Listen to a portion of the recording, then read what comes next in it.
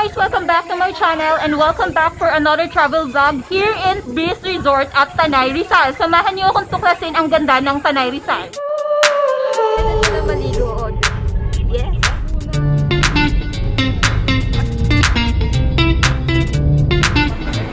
Tarik po. So medyo matarik guys. Bumaba kami kasi alanganin yung sasakyan.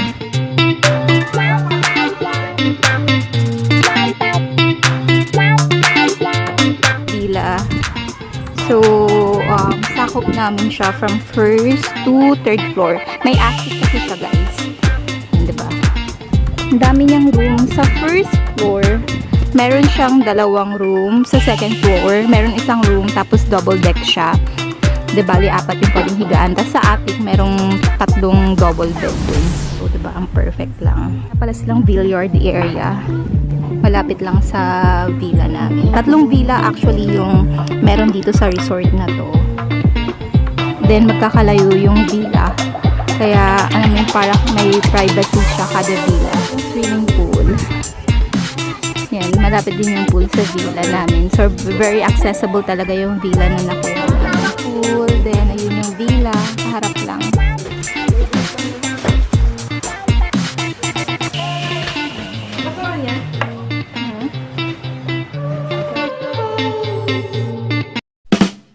Ito yung second floor, guys. Yan. Merong maano pa kasi ba mamaya yan, malamig na. Yes, busog na. Ito yung room. Meron siyang 2 double bed. Yan. Then, dito tayo? Or doon? Doon tayo? Oo. Mas bet ko din doon sa taas eh. Korean. Marako, di ba? Attic prince. Ano? So, merong attic. Ayun, no, attic siya. Dito pa tayo last na. So, ito yung attic. Ang cute. Di ba? Buong villa siya.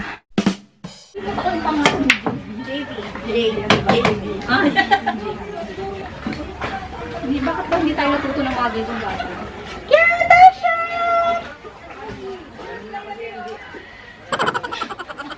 Upload ka ba kanina? Picture. Upload ka ba kanina? Ano lang, story.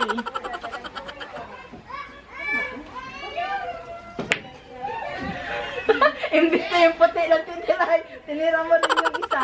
Ay, ano ba? Kailangan ka na. Hindi, natamaan niya din ng ano yung ito. Oh. Di ba, ito yung pang ano? Ito yung Oo. top ko. Kailangan yung number yung papasok, di ba? Bakit hindi tayo matutulungan dito? Hindi ako marunong din. Feeling ko ang boring ng life ko. Sana all. Sana all. Yun yung second villa. Then, andun naman yung third villa. Ano pala doon? Ayun no, yung puti. Ano yun? Hindi ko alam eh. Para siyang waiting shed. Joke, tambayan.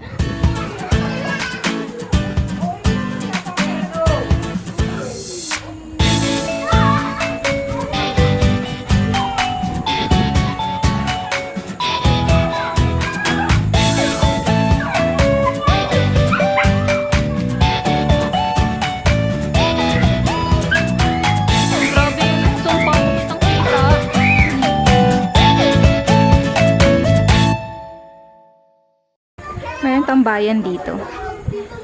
Harap siya ng pool. Hindi ko alam kung gazebo ba yung tawag dito. Basta tambayan siya. Yan yung pool area. Tapos yun, yung villa namin. Diba? Very accessible talaga yung villa namin. Oy! Ganda! Nainitan kayo. Ang harot? Ang harot? Hala, sige, sige, sige, sige, sige.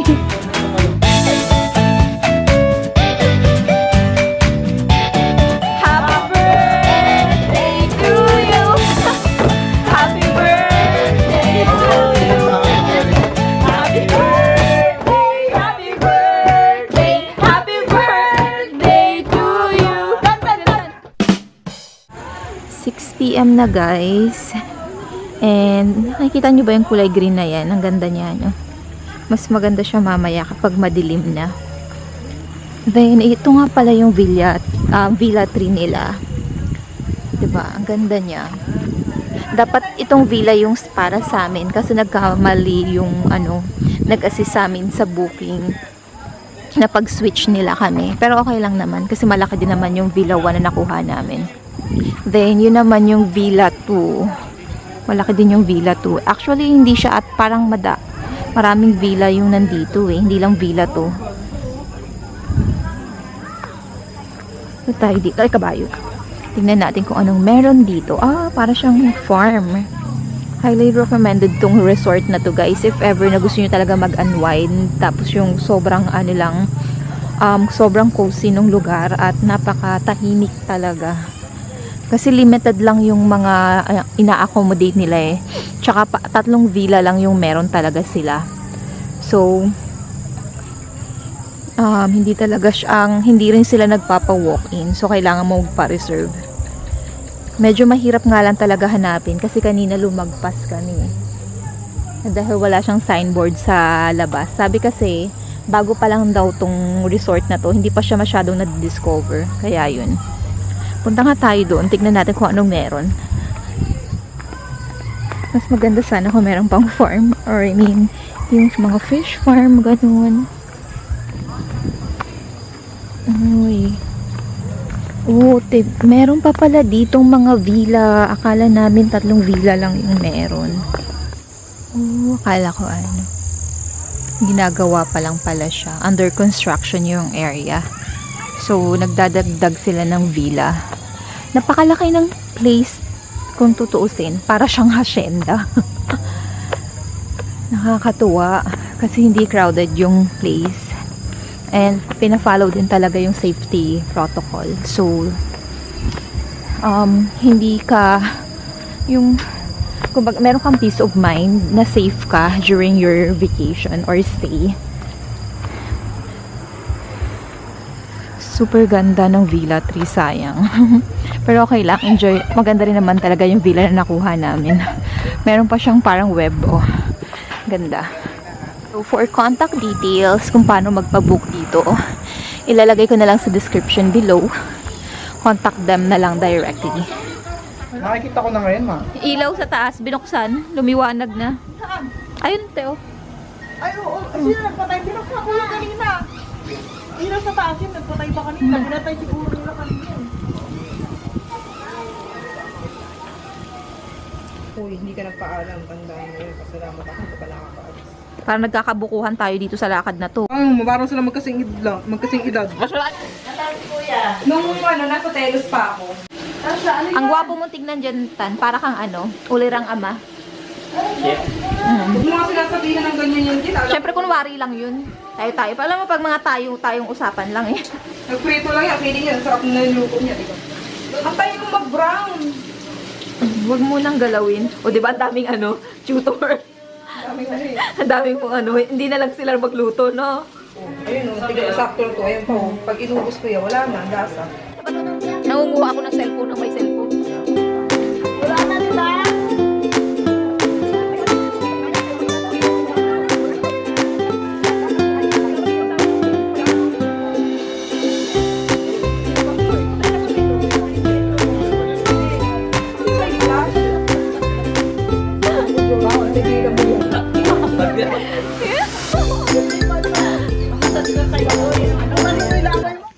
Pupunta kami doon sa tambayan ng may signal. Hirap sumagap ng signal. Ay, ang ganda nung buwan. Moira, pasok.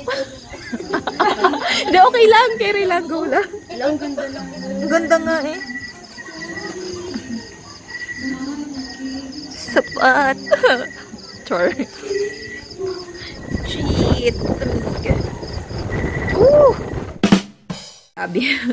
Grabe yung hangin sa labas. Sobrang lakas. Ang lamig. Then open siya. We decided na dito kami matulog sa attic. Kasi wala lang. Gusto lang namin masubukan makatulog sa attic. Ang cute kasi. Meron siyang 3 double bed. 3 kami matutulog dito. So, kanya-kanya ng life later. Wala pang tulog. Galing sa work kanina. Then, andito ang second floor. Meron ding isang room sa second floor at merong dalawang double deck. Then, sa first floor, merong dalawang ding room.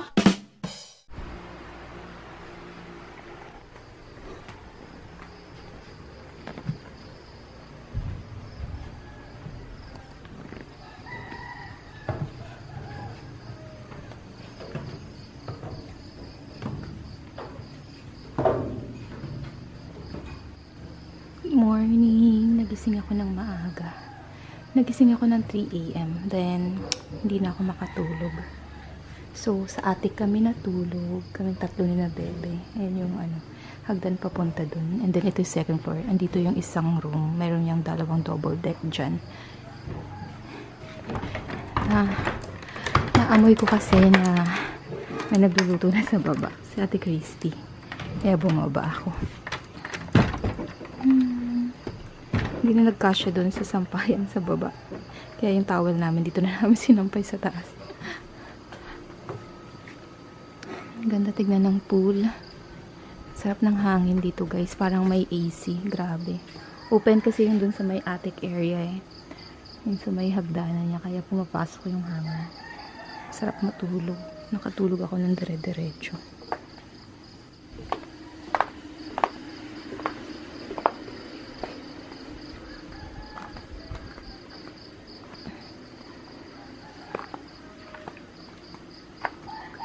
Version.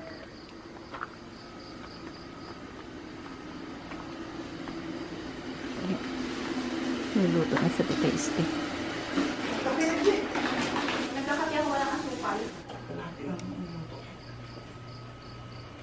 Ang ganda niya, oh. Diba? Parang may tao. May tao ba? Check. Wala, akala ko may tao.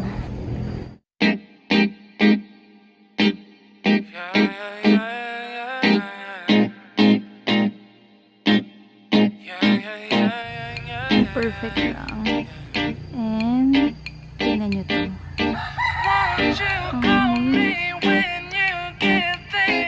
Diba? Perfect.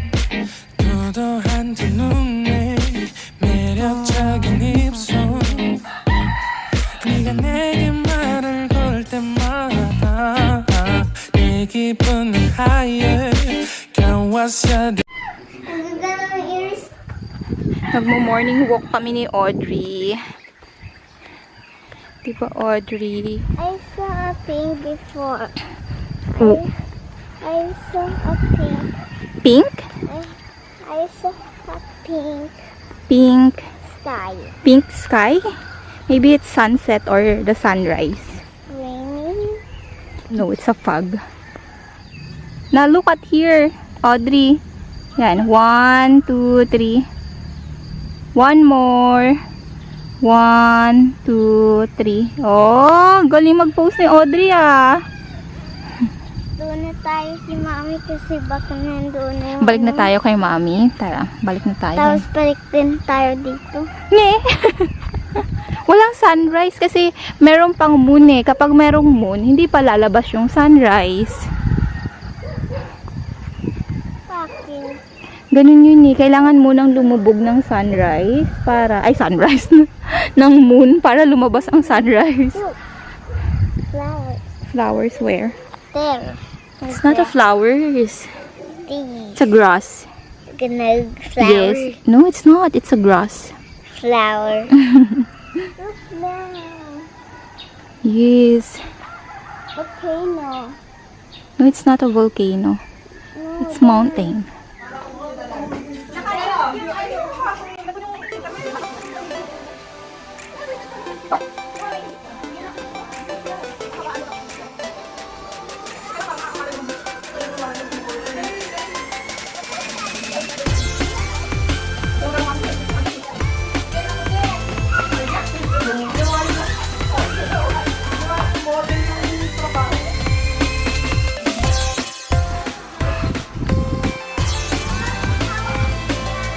Pero dyan sa sisika to, Sino? kaya pa siguro tayo tanghali yan. Baka. Ayun siya, oh.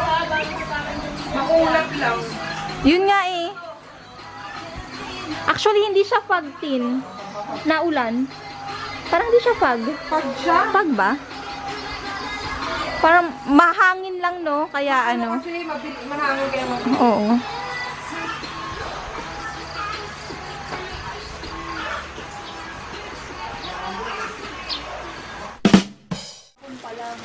biglang pagano niya. Hindi na ako ng mga caretaker. Dito na nakikita siguro. Dito sa bunda. Come on, go out. You are all free. Sabi niya. Hey, come on. Sabi pa niya gano'n.